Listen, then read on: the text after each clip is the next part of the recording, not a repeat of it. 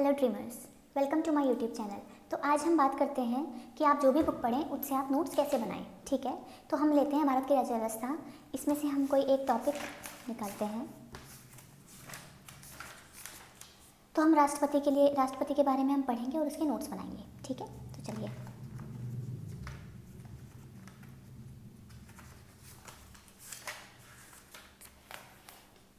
तो सबसे पहले हमारा टॉपिक, जो भी टॉपिक के आप नोट्स बनाएंगे, जो भी चैप्टर के आप नोट्स बनाएंगे, सबसे पहले उस चैप्टर को एक बार पढ़ लीजिए पूरा। सेकंड टाइम जब आप उसको पढ़ेंगे तब आप नोट्स बनाने शुरू करें, तो आपको एक एक पॉइंट समझ आएगा कि क्या आपको नोट्स में लिखना चाहिए और क्या आपको नोट्स में नहीं लिखना चाहिए। और एक और बात, जब भी आप कोई चैप्टर पढ़ें तो सबसे पहले उसके प्रीवियस ईयर क्वेश्चन एक बार देख लीजिए कि सिविल सर्विसेज में किस प्रकार के उसके प्रीवियस ईयर क्वेश्चन आ रखे हैं। ठीक है, तो सपोज हम राष्ट्रपति की बात करते हैं आज, तो लिख लीजिए राष्ट्रपति। तो देखिए, संविधान के भाग 5 के अनुच्छेद 52 से 78 तक संघ की कार्यपालिका का वर्णन है। संघ की कार्यपालिका में राष्ट्रपति, उपराष्ट्रपति, प्रधानमंत्री, मंत्रिमंडल तथा महान्यायवादी शामिल होते हैं। राष्ट्रपति भारत का राज्य प्रमुख होता है, वह भारत का प्रथम नागरिक है और राष्ट्र की एकता, अखंडता एवं सुदृढ़ता का प्रतीक है। तो इस अगर हम पैराग्राफ की बात करें तो इसमें इंपॉर्टेंट क्या है, तो इसमें इंपॉर्टेंट सिर्फ एक है कि जो राष्ट्रपति है वो भाग 5 में है। ठीक है, नेक्स्ट पॉइंट है राष्ट्रपति का निर्वाचन। ठीक है, तो इसको हम हेडिंग के तौर पे डाल लेते हैं। ठीक है, ये हेडिंग हमने डाल ली है निर्वाचन, राष्ट्रपति का निर्वाचन। तो अब देखिए, राष्ट्रपति का निर्वाचन जनता प्रत्यक्ष रूप से नहीं करती, बल्कि एक निर्वाचक मंडल के सदस्यों द्वारा उसका निर्वाचन किया जाता है। इसमें निम्न लोग शामिल होते हैं: संसद के दोनों सदनों के निर्वाचित सदस्य, राज्य विधानसभा के निर्वाचित सदस्य तथा केंद्र शासित प्रदेशों दिल्ली व पुडुचेरी विधानसभाओं के निर्वाचित सदस्य। तो निर्वाचन में हम देखते हैं सबसे पहले एक होता है निर्वाचक मंडल। ठीक है, इसमें शामिल होते हैं, हमने देखा संसद के दोनों सदनों के निर्वाचित सदस्य,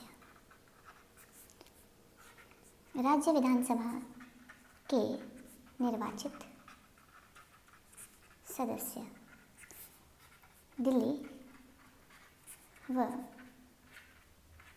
पुडुचेरी विधानसभा के सदस्य, निर्वाचित सदस्य। इस प्रकार संसद के दोनों सदनों के मनोनीत सदस्य, राज्य विधानसभाओं के मनोनीत सदस्य, राज्य विधान परिषदों के सदस्य और दिल्ली व पुडुचेरी विधानसभा के मनोनीत सदस्य राष्ट्रपति के निर्वाचन में भाग नहीं लेते हैं। ठीक है, तो इससे आपको ये भी पता चला है कि राष्ट्रपति के निर्वाचन में कौन भाग नहीं लेता है। तो अगर आप ये तीनों को याद रखेंगे, ठीक है, अगर आप ये तीनों पॉइंट्स को याद रखेंगे तो आपको पता होगा कि कौन भाग नहीं लेता है। ठीक है, नेक्स्ट, जब कोई सभा विघटित हो गई हो तो उसके सदस्य राष्ट्रपति के निर्वाचन में मतदान नहीं कर सकते। तो यह पॉइंट इंपॉर्टेंट है, तो यहाँ पे लिख लीजिए कि विघटित सभा के सदस्य निर्वाचन में भाग नहीं लेते।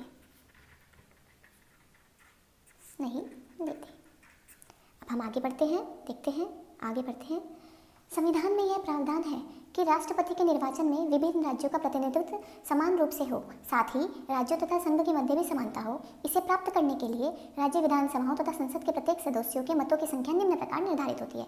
तो फर्स्ट पॉइंट है कि एक विधायक के मत का मूल्य क्या होता है।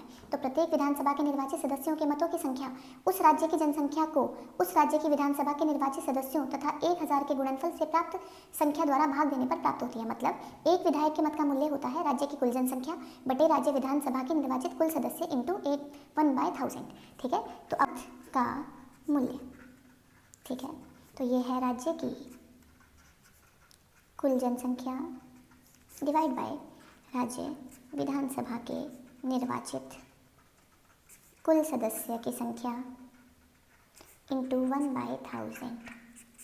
इसके नीचे आप एक और पॉइंट लिख लीजिए कि विधायक, क्योंकि सभी राज्यों की जनसंख्या अलग अलग है इसलिए सभी विधायकों के मतों का मूल्य समान नहीं होता।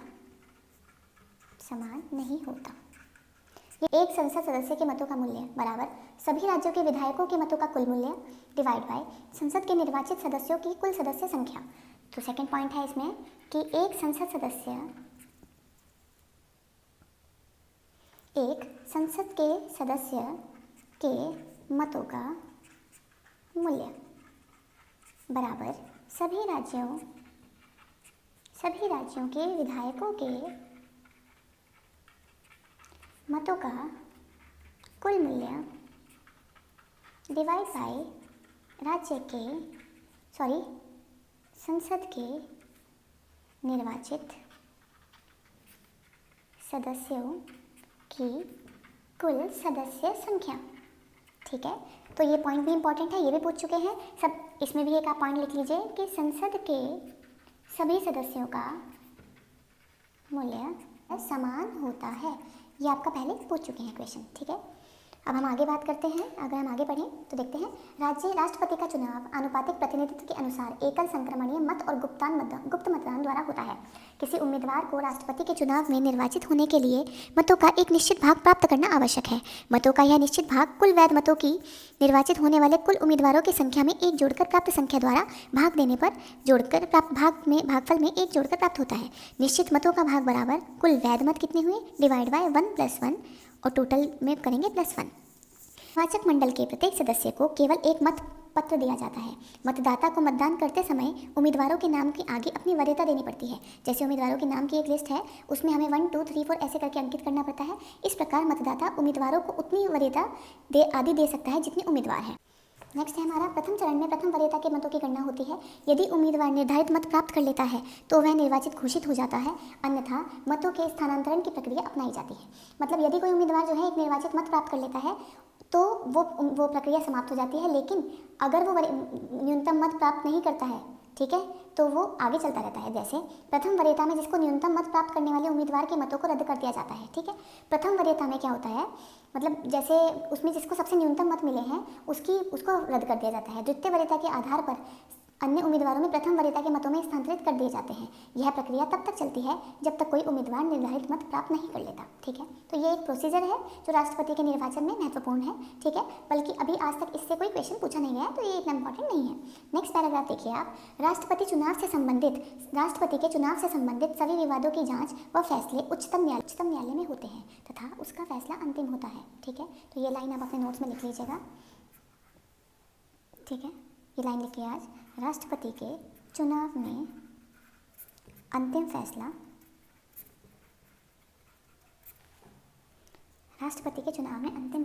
सुप्रीम कोर्ट करता है। ठीक है, उसके बाद आप देखिए अंतिम होता है। राष्ट्रपति के चुनाव को इस आधार पर चुनौती नहीं दी जा सकती कि निर्वाचक मंडल अपूर्ण है, निर्वाचक मंडल के किसी सदस्य का अतिरिक्त होने पर। ठीक है, तो ये जो लाइन है तीनों, ये इंपॉर्टेंट है पैराग्राफ, क्योंकि इससे प्रीवियस ईयर में क्वेश्चन पूछा जा चुका है। तो ये आप अपने नोट्स में ऐड करिएगा। यदि उच्चतम न्यायालय द्वारा किसी व्यक्ति के राष्ट्रपति के रूप में नियुक्ति को अवैध घोषित किया जाता है तो उच्चतम न्यायालय की घोषणा से पूर्व उसके द्वारा किए गए कार्य को अवैध नहीं माना जाएगा तथा वो कार्य प्रभावी बने रहेंगे। तो ये भी आपसे यूपीएससी में प्रीवियस ईयर में क्वेश्चन पूछा गया हुआ है, इसलिए आप इसको भी, ये पॉइंट को भी अपने नोट्स में। तो ये आपका एक शॉर्ट नोट्स बनाने का तरीका हो गया गाइस, कि आपको शॉर्ट नोट्स कैसे बनाने चाहिए। ठीक है, तो ये एक शॉर्ट नोट्स बनाने का आपका तरीका हो गया।